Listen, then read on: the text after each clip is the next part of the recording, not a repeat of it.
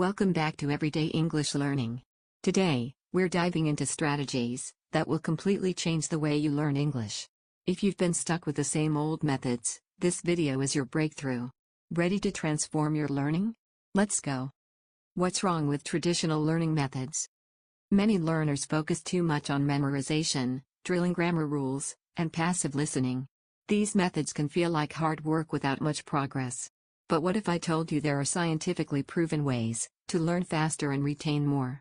Today, I'll teach you about retrieval practice, interleaving, and the power of active learning.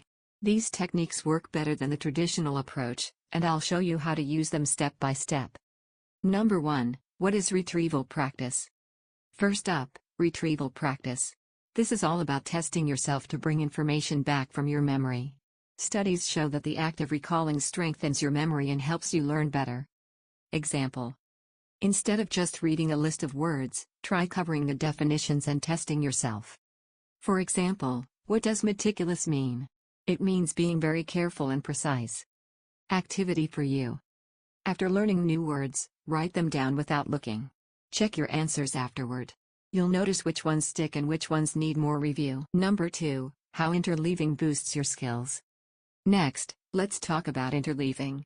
Instead of focusing on one skill at a time, mix things up.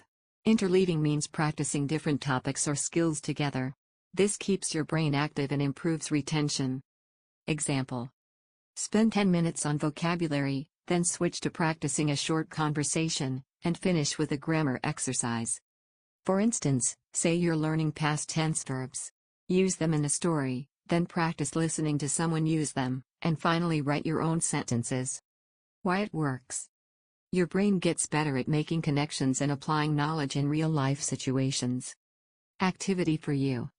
Create a study plan that alternates between listening, speaking, reading, and writing each day. Don't stay on one thing for too long. Number 3. Recap and reinforcement. Now, let's recap what you've learned today and talk about the importance of reinforcement. Learning something once isn't enough. You need to revisit it regularly to make it stick. Example. Imagine you learned 10 new phrases today. Don't wait until next week to review them. Go back tomorrow, test yourself again, and then again in a few days. This spaced repetition helps move knowledge from short-term to long-term memory. Activity for you. Create a schedule to review what you've learned every few days. Use apps like Anki or Quizlet to make it fun and easy. Number 4. Real-life applications. All these techniques are amazing, but how do you use them in real life? Let me show you how to practice English naturally. When ordering food, try saying your order in English.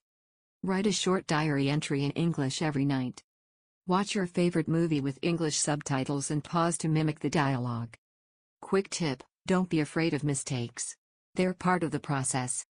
Number 5. Motivation and long-term success. Learning English is a journey, not a race.